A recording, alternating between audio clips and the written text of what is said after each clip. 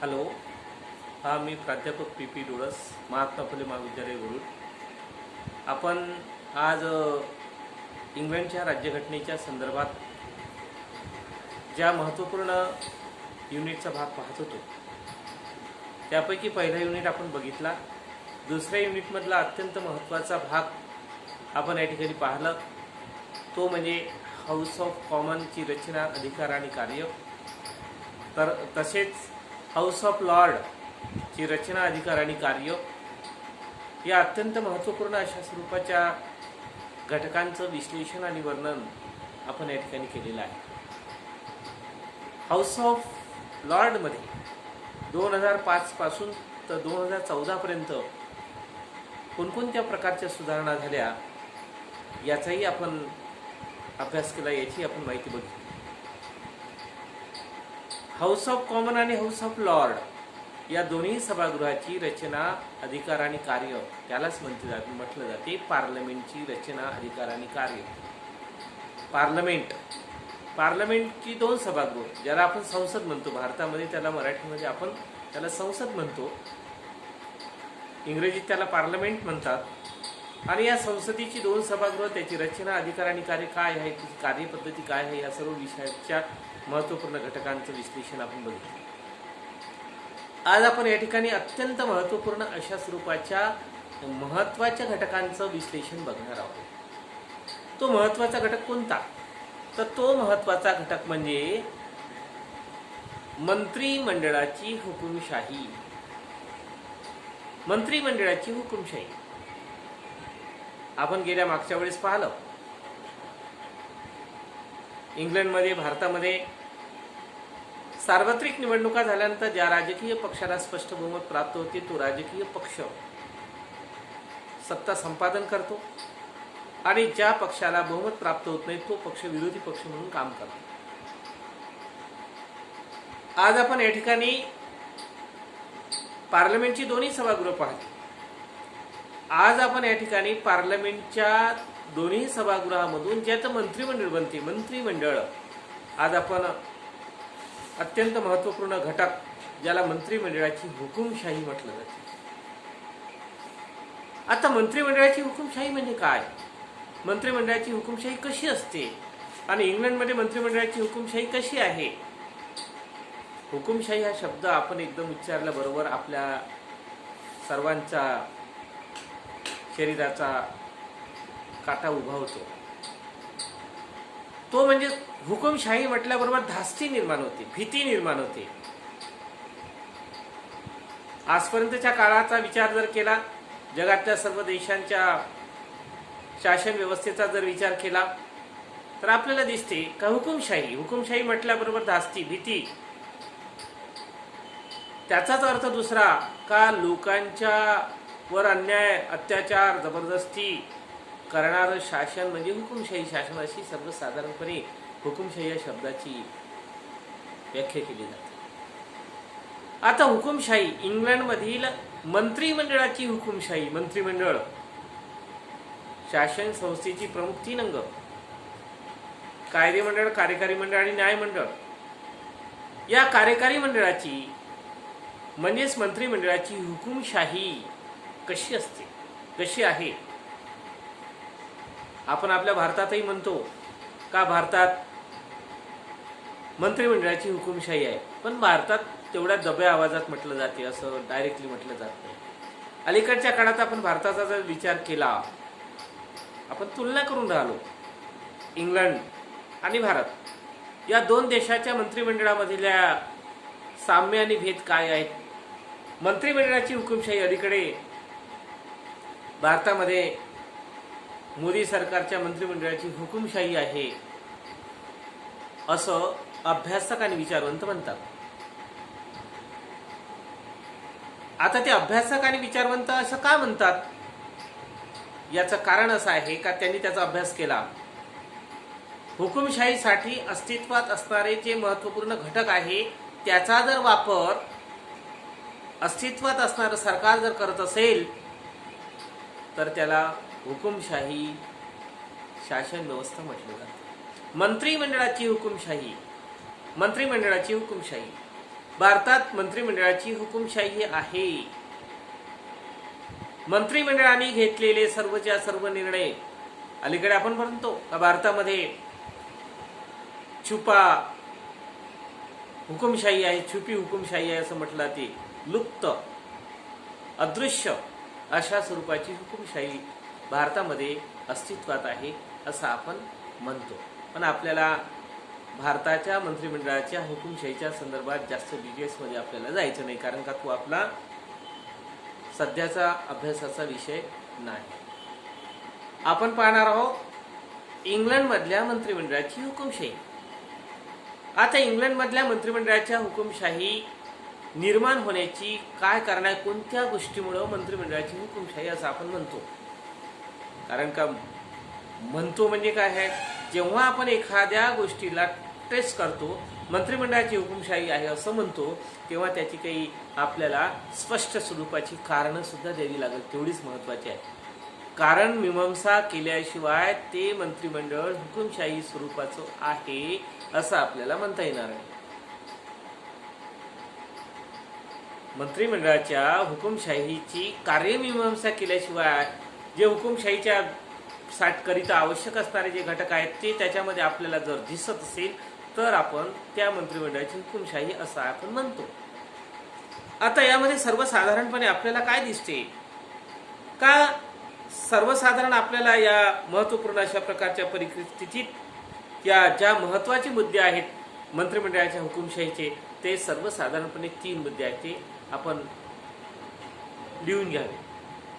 आता ते मंत्रिमंडळाच्या संदर्भात अस्तित्वात असणारे हुकुमशाही स्पष्ट करणारे 3 महत्त्वाचे मुद्दे कोणते? त्या पहिल्या महत्त्वाचा आहे प्रशासकीय क्षेत्र.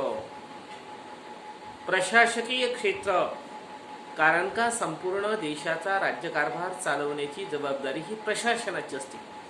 प्रशासकीय क्षेत्रात मंत्रिमंडळाची हुकुमशाही आहे. राज्याचा राज्यकारभार चालत असताना राज्यातील प्रशासनावर, देशातील प्रशासनावर प्रचंड प्रमाणामध्ये अलीकडचा काळ जर आपण बघितला तर आपल्याला काय दिसते का, अलीकडच्या काळात आपल्याला दिसते का प्रशासकीय कामकाजाचा विस्तार फार मोठ्या प्रमाणात वाढलेला आहे. प्रशासकीय कामकाजाचा विस्तार फार मोठ्या प्रमाणात वाढला असल्यामुळं मंत्रिमंडळाची सत्ता सुद्धा वाढलेली आहे. पार्लमेंटच्या संदर्भामध्ये जे जे निरनिराळ्या प्रकारचे अस्तित्व असणारे खाते आहेत त्या खात्याशी संबंधित काही प्रश्न विचारले गेले. आपण पाहतो जेव्हा अधिवेशन असते, पार्लमेंटचं अधिवेशन, या अधिवेशन कालखंडात मंत्रिमंडळाला विधिमंडळातील सदस्यांच्या माध्यमातून प्रश्न विचारले जातात. अलीकडे भारतात सुद्धा आता अधिवेशन सुरू आहे पार्लमेंटचं. प्रश्न विचारतात काय काय मंत्रिमंडळातील मंत्र्यांना संबंधित विरोधी पक्ष आणि विरोधी पक्षातील लोक प्रश्न विचारतात आणि संबंधित मंत्र्यांना त्यांच्या प्रश्नांची उत्तरं द्यावी लागते आपापल्या खात्याच्या संदर्भात. आता काय होते की बऱ्याच वेळेस मंत्रिमंडळातल्या मंत्र्यांना विरोधी पक्षाच्या नेत्यांनी प्रश्न विचारल्यानंतर मंत्रिमंडळातला मंत्री काय म्हणतो, मंत्रिमंडळातला मंत्री जसं आता भारत आणि चीन यांच्या संदर्भामध्ये ज्या निरनिराळ्या प्रकारच्या आपण बातम्या ऐकत आहोत, संरक्षण मंत्री असेल, परराष्ट्र मंत्री असेल, आणि संसदेत प्रश्न विचारला आणि संसदेत प्रश्न विचारल्यानंतर काय म्हणते मंत्रिमंडळाचा मंत्री, काय म्हणेल मंत्रिमंडळाचा मंत्री, म्हणेल की भारता किंवा देशाच्या सुरक्षिततेचा तो अत्यंत गंभीर आणि महत्त्वाचा प्रश्न असल्यामुळं त्यावर आपल्याला इथं जास्त चर्चा करता येणार नाही. म्हणजे त्यांनी त्या प्रश्नापासून काय काढला, फळ काढला, म्हणजे ते सांगणार नाही, त्याच्यावर उत्तर देणार नाही, त्या ठिकाणी कार्य करणार नाही. म्हणजे सुरक्षिततेला बाधा निर्माण होण्याची शक्यता आहे. या सबबीखाली परराष्ट्र मंत्री, संरक्षण मंत्री या प्रश्नांची उत्तरं देणं टाळतात. अलीकडे आपण बघतो संसदेचं अधिवेशन सुरू आहे, अधिवेशनामध्ये चीनच्या बाबतीत आता तरी पंतप्रधानाने खरं बोलावं असं आपल्या राहुल गांधीने ट्विट केलं. सीमेवर काय परिस्थिती आहे याची आता तरी आपल्याला माहिती करून द्यावी. रोज वेगवेगळं बोललं जाते, मग त्या बोलण्यामध्ये खरं किती आणि खोटं किती? काल राजनाथ सिंगनं सांगितलं की मी याच्यावर जास्त बोलणार नाही, म्हणजे कसं टोलवाटोलीची उत्तरं केली. म्हणून याला म्हटलं ते मंत्रिमंडळाच्या हुकुमशाही प्रस्थापित होण्याचं मुख्य कारण या ठिकाणी या प्रशासकीय क्षेत्राच्या बाबतीत. दुसरं महत्वाचं आहे विधिविषयक क्षेत्र. विधी. आता विधिविषयक क्षेत्र म्हणजे काय? विधी म्हणजे कायदा. पार्लमेंटला कायद्याची निर्मिती करणारं त्याला पार्लमेंट, त्याला विधिमंडळच म्हटलं. नावच त्याचं विधिमंडळ. ज्याच्या नावात विधिमंडळ आहे, ज्याच्या नावात विधेयक तयार करणं, ज्याच्या नावात कायदे तयार करण्याची प्रणाली जिथे होते, कायद्याची निर्मिती ज्या ठिकाणी होते, त्या विधिमंडळामध्ये काय होते? त्या विधिमंडळामध्ये कायदे कोण तयार करते? त्या विधिमंडळामध्ये कायदे तयार करण्याचं काम संबंधित खात्याच्या विविध खात्याचे मंत्री आपापल्या खात्याच्या बाबतीमध्ये विधेयकं तयार करतात आणि ते विधेयकं मांडल्या जातात. कुठं मांडल्या जातात? पार्लमेंटमध्ये मांडल्या जातात. आता पार्लमेंटला मांडल्या गेलेली विधेयकं, दोन प्रकारचे विधेयकाचे प्रकार आहेत. विधेयकाचे प्रकार दोन असतात. कोणते दोन? एक म्हणजे खाजगी विधेयक आणि दुसरं म्हणजे सरकारी विधेयक. दोन प्रकारचे विधेयक. आता खाजगी विधेयक म्हणजे काय? खाजगी विधेयक म्हणजे जे पार्लमेंटमधल्या सत्तारूढ पक्षाच्या व्यतिरिक्त सदस्यांनी मांडलेल्या विधेयकाला खाजगी विधेयक म्हणतात. आणि सरकारी विधेयक कशाला म्हणतात? सरकारी विधेयक म्हणजे मंत्रिमंडळातल्या मंत्र्यांनी आपापल्या खात्याच्या बाबतीत मांडलेल्या विधेयकाला सरकारी विधेयक म्हणतात. आणि बहुतेक विधेयक सरकारीच विधेयक मांडल्या जातात. कारण का सरकारी विधेयक मांडल्यानंतर ते विधेयकाला मंजुरी मिळतेच आणि खाजगी विधेयक बहुतेक संमत होतच नाही आणि त्यामुळे ते बहुतेक मांडल्याच जातात. आता संबंधित खात्याच्या मंत्र्यांनी विधेयक मांडलं आणि विधेयक मांडल्यानंतर ते विधेयक मंजूर करून घेण्याची जबाबदारी ही मंत्रिमंडळाचीच असते. करूनच घेतल्या जाते. मग आज काय झालं? आज या संसदेचं किंवा पार्लमेंटचं, पार्लमेंट ही एक विधेयकांना संमती प्राप्त करून देणारी संस्था झाली आहे. संस्था, पार्लमेंट विधेयकांना संमती करून देणारी संस्था निर्माण झाली आहे. पार्लमेंटमध्ये आपण पाहतो का बहुतेक पार्लमेंटमध्ये जे विधेयक मांडल्या जातात त्या विधेयकाला विरोधच होत नाही, विरोधच केला जात नाही आणि आपल्या बहुमताच्या आधारावर ते विधेयक मंजूर केले जातात. उदाहरणार्थ आपण भारतामधले जर बघितले इंग्लंडपेक्षा तर आपल्याला दिसते. काय दिसते? 370 कलम रद्द झालं. कशाच्या भरोशावर झालं? कशाच्या भरोशावर झालं? ते विधेयक आपल्या बहुमताच्या भरोशावर. आणि बहुमताच्या भरोशावर हे विधेयक तयार झालं, मंजूर झालं. आणि अशा अनेक विधेयक अनेक आपल्याला देता येईल उदाहरणं, पण आपण त्या जास्त विशेष खोलमध्ये जाणार नाही. म्हणून या ठिकाणी म्हटलं जाते का पार्लमेंट हे विधेयक मंजूर करणारी एक संस्था झालेली आहे. म्हणजेच दोन्ही बाजूला चर्चा त्या विधेयकावर फार मोठ्या प्रमाणात होत नाही, कारण वेळ उपलब्ध नसते आणि वेळ उपलब्ध असला तरी त्याच्यावर फार मोठ्या प्रमाणात चर्चा होऊ दिल्या जात नाही आणि बहुमतानं ते मंजूर करून घेतलं जाते. म्हणजेच या ठिकाणी विधेयक मंजूर करण्याची हुकुमशाही मंत्रिमंडळाची असते. आणि तिसरं महत्वाचा घटक आर्थिक क्षेत्र. मंत्रिमंडळाची हुकुमशाहीचा तिसरा महत्वाचा घटक म्हणजे आर्थिक क्षेत्र. अर्थसंकल्प. अर्थसंकल्प हा फक्त मंत्रिमंडळातून मांडला जाते आणि कॉमन सभागृहात मांडला जाते. कोणत्या करामध्ये कपात करायची, कोणते कर वाढवायचे, कोणते कर कमी करायचे, काय करायचं, काय नाही करायचं, या सर्व गोष्टीचं अर्थसंकल्पात मंत्रिमंडळाच्या माध्यमातून मांडलं. आणि समजा विरोधी पक्षानं मांडलं का एखाद्या करामध्ये कपात करायची आहे, कपात प्रस्ताव मांडला तर मंत्रिमंडळ तो कपात प्रस्ताव फेटाळून लावते. कारण का बहुमत आहे त्यांच्याजवळ. आपल्या बहुमताच्या आधारावर अर्थसंकल्पाला मंजुरी प्राप्त करून घेण्याचं महत्त्वपूर्ण काम या मंत्रिमंडळाच्या माध्यमातून चालते. त्यांना जसं पाहिजे तसं. म्हणून या ठिकाणी अशा प्रकारे म्हटलं जाते का मंत्रिमंडळात या महत्त्वपूर्ण गोष्टीमुळं अजूनही काही गोष्टी आपल्याला सांगता येते आणि त्या सांगता येत असतात. पण आपण या ठिकाणी मंत्रिमंडळाची हुकुमशाही कशा कशा बाबतीच्या या सर्व कारणांनी, या सर्व बाबींनी मंत्रिमंडळाची हुकुमशाही प्रस्थापित झाली आहे असे आपण म्हणतो.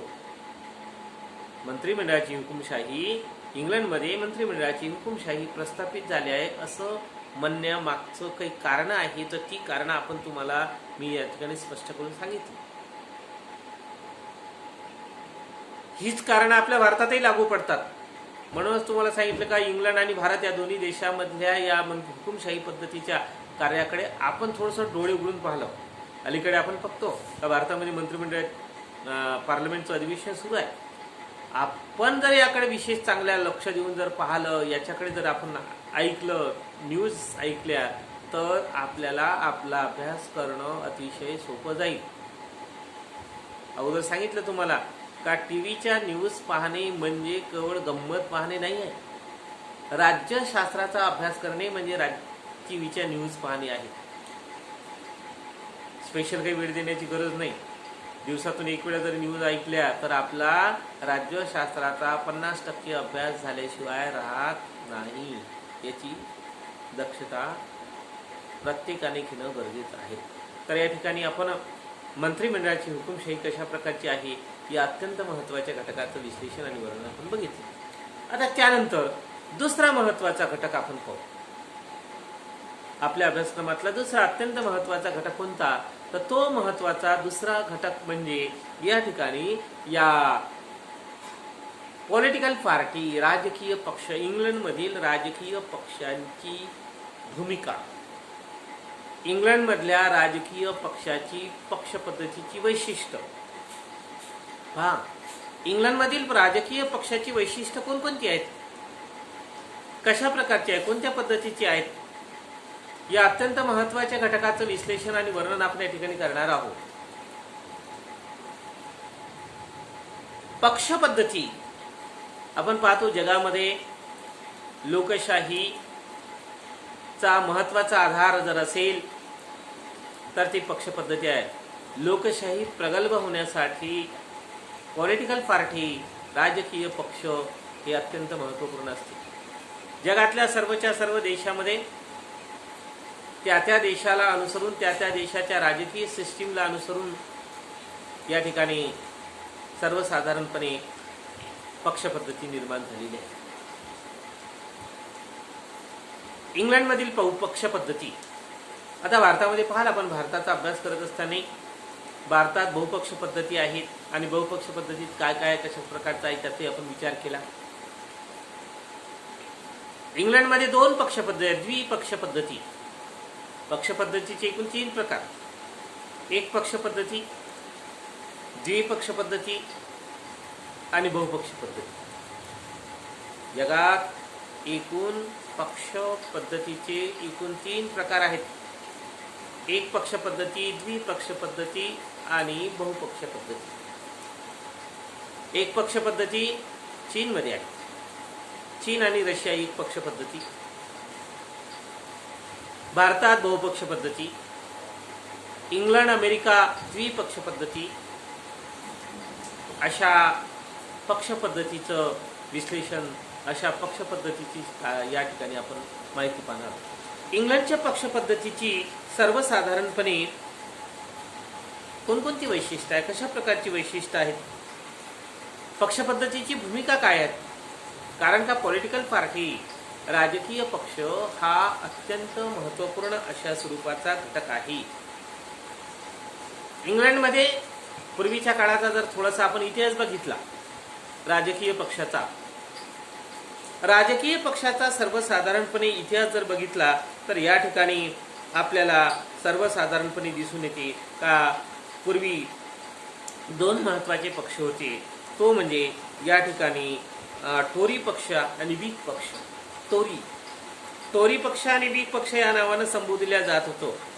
आणि कालांतरानं 1703 ते 1760च्या कालखंडात सर्वसाधारणपणे टोरी पक्ष आणि व्हिग पक्ष हे दोन्ही पक्ष त्याचे नाव रूपांतरित पुढं व्हिग पक्ष म्हणजे व्हिग दोन पक्ष हे कसे होते, एक राजाचं समर्थन करणारा पक्ष आणि एक राजाच्या कार्याला विरोध करणारा पक्ष.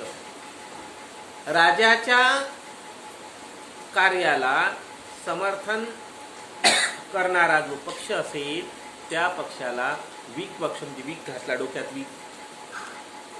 इंग्लंडमध्ये राजाच्या डोक्यावर किंवा आपण व्हिग घालतात. व्हिग पक्ष. टोरी,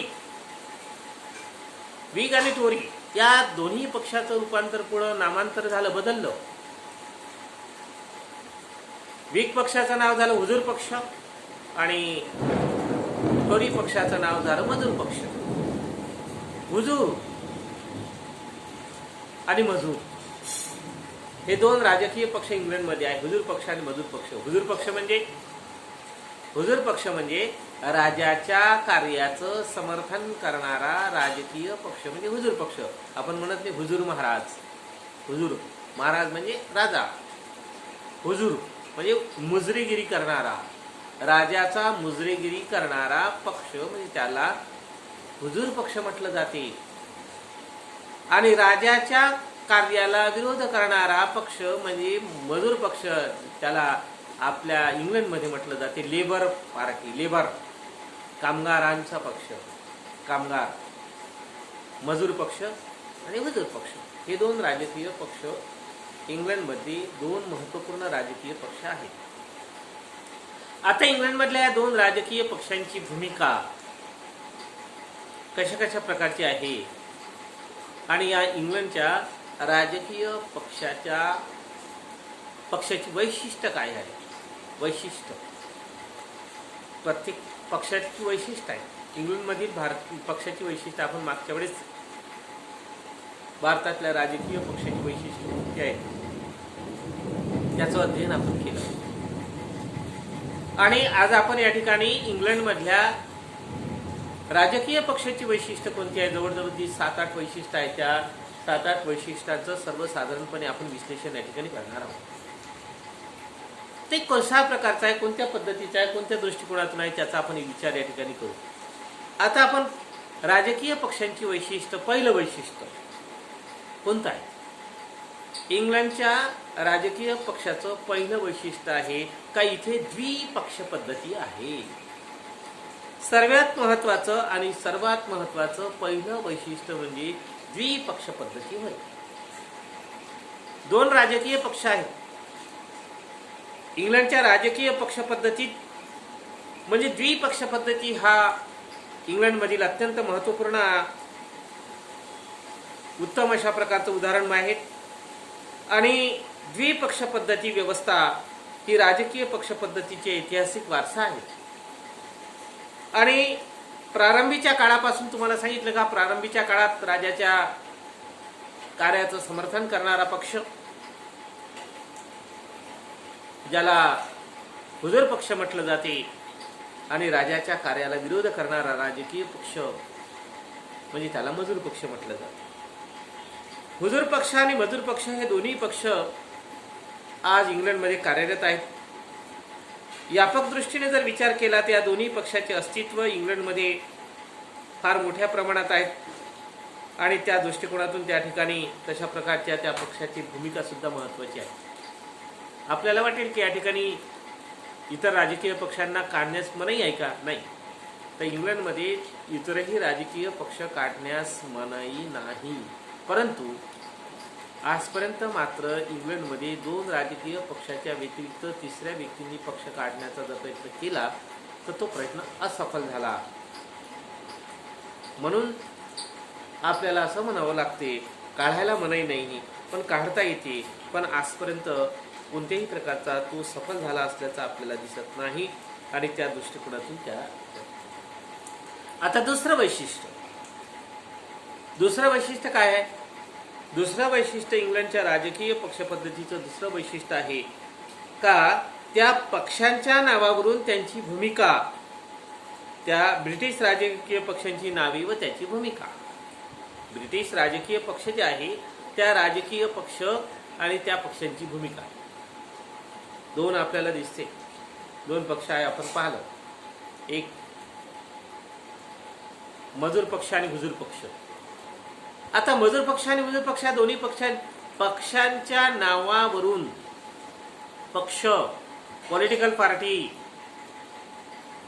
राजकीय पक्षांच्या नावावरून त्या पक्षाच्या भूमिकेचं आपल्याला अंदाज बांधता येत नाही. म्हणजे आपण जर म्हटलं का मजूर पक्ष, लेबर पार्टी, मग फक्त लेबरचंच काम करते का? हे लेबरच्या जे मजूर वर्ग आहेत, कामगार वर्ग आहेत, त्या कामगारांच्याच हिताचं समर्थन करणारे आहेत का? नाही. आणि हुजूर पक्ष आहे तर केवळ फक्त भांडवलदारांचं, उद्योगपतींचं समर्थन करणारेच आहे का? असं नाही.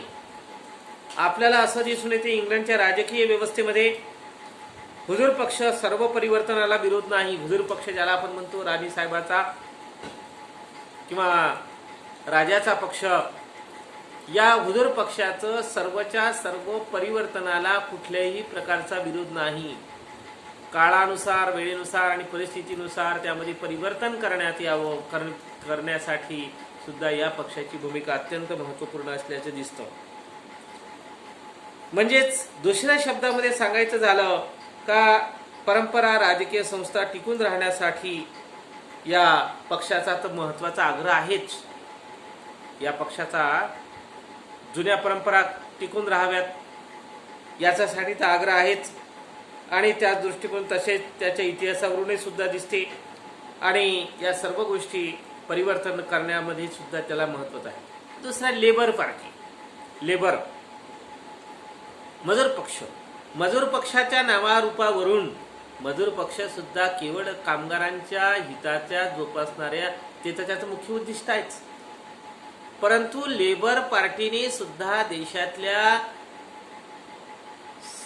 त्या राजेशाही घराण्यातल्या परंपरा ज्या आहेत, त्याही टिकून ठेवण्यासाठी त्यांनी सुद्धा एक महत्त्वपूर्ण त्यामध्ये भूमिका निभावलेली आहे. आणि लॉर्ड सभागृहाचे अस्तित्व, निर्वाचन याला विरोध सुद्धा त्यांनी सुद्धा केलेला आहे. आणि त्या सर्व महत्त्वपूर्ण बाबी आपण या ठिकाणी बघितल्या तर आपल्याला त्याच्या पक्षाच्या नावावरून त्याच्या भूमिकेचा अभ्यास करता येणार नाही, विचार करता येणार. परस्पर भिन्न विचारसरणी, तिसरं महत्त्वाचा घटक आहे परस्पर विरोधी विचारसरणी. मजूर पक्ष आणि हुजूर पक्ष दोन्ही राजकीय पक्ष जे आहेत, या दोन्ही राजकीय पक्षांच्या विचारसरणीचा जर विचार केला तर परस्पर विरोधी विचारसरणी अस्तित्वात असल्याचं आपल्याला दिसतं. आणि या परस्पर विरोधी विचारसरणी, मजूर पक्ष आणि हुजूर पक्ष या दोन्ही पक्षांची विचारसरणी आहे, ती विचारसरणी परस्पर विरोधी, परस्पर भिन्न अशा स्वरूपाची आहे. मजूर पक्ष हा शास्त्रीय समाजावर याचा विश्वास नाही. आर्थिक वस्तूच्या उत्पादन आणि वितरणावरील नियंत्रणाच्या संदर्भात व्यापार, उद्योग यासारख्या धनिकांच्या हिताचं रक्षण करावं, हे ज्याला हुजूर पक्ष जो आहे धनिकांच्या हिताचं रक्षण करणारा, भांडवलशाहीचं रक्षण करणारा पक्ष आहेत असं या ठिकाणी म्हटलं जाते. तर याही पक्षाने सुद्धा खुल्या विचारसरणीचा, खुल्या कार्यप्रणालीचा, खुल्या विचारसरणीचा त्यानं म्हटलं आहे. आणि उद्योगधंद्यांच्या हिताचं रक्षण करणं, हुजूर पक्षाने सुद्धा भांडवलशाही अर्थव्यवस्थेचा पुरस्कार तो करतो. या उलट मजूर पक्षाने कामगारांच्या हिताचे रक्षण करण्याच्या दृष्टिकोनातून महत्त्वपूर्ण भूमिका या ठिकाणी केलेली आहे. तर या ठिकाणी आपल्याला दिसून येते का चौथा महत्त्वाचा आहे राष्ट्रीय मतऐक्य. राष्ट्रीय प्रश्नावर मतऐक्य साधण्याचं काम सुद्धा या ठिकाणी केलं जाते. आणि कोणत्या दोन्ही राजकीय पक्ष आपापल्या दृष्टिकोनातून त्या ठिकाणी तशा प्रकारचं कार्य करत असतात. त्यानंतर पाचवा महत्त्वाचा घटक आहे सुसंघटित राजकीय पक्ष. सुसंघटित राजकीय पक्षाची शिस्त जी आहे ती दोन्ही पक्षामध्ये शिस्त महत्त्वाची आहे. कोणालाही पक्षशिस्तीचं पालन करावंच लागते. प्रत्येकाला पक्षशिस्तीचा विरोधी कार्य करणाऱ्या व्यक्तीला कठोर शिक्षा केली जाते. भारताप्रमाणे कोणी पक्षातून फुटून निघत नाही. कारण का फुटून निघाल्यानंतर अपक्ष उमेदवाराला इंग्लंडची जनता मतदान करत नाही. त्यामुळं तिथं नवीन राजकीय पक्ष स्थापन करणे किंवा पक्षातून फुटून निघणे आणि नवीन राजकीय पक्ष स्थापन करणे या सर्व गोष्टी त्या ठिकाणी होत नाही. त्यानंतर 6वा आहे लोकशाही संविधानिक पद्धतीचा विश्वास. लोकशाही या दोन्ही राजकीय पक्षाचा लोकशाही संविधानिक पद्धतीवर मोठ्या प्रमाणात विश्वास आहे. या शासन कारभारा पद्धतीत चढउतार झालेले आहेत आणि त्या दृष्टिकोनातून निरनिराळ्या आपल्या मागण्या पूर्ण करण्यासाठी दोन्ही राजकीय पक्ष संप आहेत, निवेदन आहेत. म्हणजे लोकशाहीच्या विकासासाठी ज्या ज्या गोष्टी कृती कराव्या लागतात, सभा संमेलनं, कृती मोर्चे या सर्व गोष्टी करतात, त्या सर्व गोष्टी या ठिकाणी विरोधी पक्ष करत असल्याचं आपल्याला दिसते. नेत्यांमध्ये पक्ष संघटनेत सर्वात स्थान. नेता लीडर जो असतो पक्षाचा, त्या लीडरचं पक्ष संघटनेत सर्वात महत्त्वाचं स्थान असते. भारतामध्ये सुद्धा आणि इंग्लंडमध्ये सुद्धा या नेत्याला महत्त्वपूर्ण अशा स्वरूपाचे स्थान असते. निवडणुकीच्या काळात इंग्लंडमध्ये सुद्धा आपल्या राजकीय पक्षाच्या पुढील भावी निवडणुकीत निवडून आल्यानंतर देशाचा पंतप्रधान कोण बनेल त्यांच्या नावाची घोषणा अगोदरच केली जाते. त्यामुळे जनतेला कळते का आपला भावी पंतप्रधान उद्याचा कोण राहील आणि त्या आधारावर या ठिकाणी निवडणुका होतात. गेल्या मागच्या वेळेस सुद्धा भारतामध्ये अशा प्रकारची परिस्थिती नव्हती, पण गेल्या मागच्या वेळेस आपण पाहतो भारतीय जनता पक्षानं नरेंद्र मोदी यांचं पंतप्रधानाचा उमेदवार म्हणून डिक्लेअर केलं आणि त्यांनी टीका टिप्पणी सुद्धा केली काँग्रेसवर का काँग्रेसनं सुद्धा अशा प्रकारचा भारताचा भावी पंतप्रधान कोण राहील याचं नाव डिक्लेअर करावं. त्यांनी केलं नाही. त्यांनी सांगितलं का आम्ही निवडणुका झाल्यानंतर मग आम्ही एकत्रित बसून नंतर त्याचं ठरवू. पण इंग्लंडमध्ये मात्र या ठिकाणी अशा प्रकारच्या विरोधी दोन्ही राजकीय पक्ष आपापल्या तशा प्रकारचं करतात आणि सर्वसाधारण 9 या ठिकाणी आहे विरोधी पक्षाची भूमिका व महत्त्व. विरोधी पक्षाला इंग्लंडमध्ये अतिशय महत्त्वपूर्ण स्थान दिलं जाते. विरोधी पक्षाला पुढचा भावी सत्तारूढ पक्ष म्हणून पाहिलं जाते. जेवढं पंतप्रधानाला महत्त्व आहे तेवढंच विरोधी पक्षाच्या नेत्याला सुद्धा महत्त्व आहे. विरोधी पक्षाच्या प्रत्येक प्रश्नांच्या उत्तर देण्यासाठी पंतप्रधानाला द्यावंच लागते, कारण विरोधी पक्ष हा सत्तारूढ पक्षाच्या कार्यप्रणालीमधल्या महत्त्वपूर्ण अशा प्रकारच्या चुका शोधून काढतो आणि त्या चुका शोधून काढून जनतेच्या समोर मांडतो. जनतेच्या समोर मांडल्यामुळं शासनामध्ये कोणकोणत्या प्रकारच्या चुका आहे, कशा प्रकारचा अन्याय करते आहे या सर्व गोष्टी त्यात जनतेला कळते आणि त्याचं काम हे करत असल्यामुळं लोकतंत्राचा रक्षक म्हणून या ठिकाणी विरोधी पक्षाला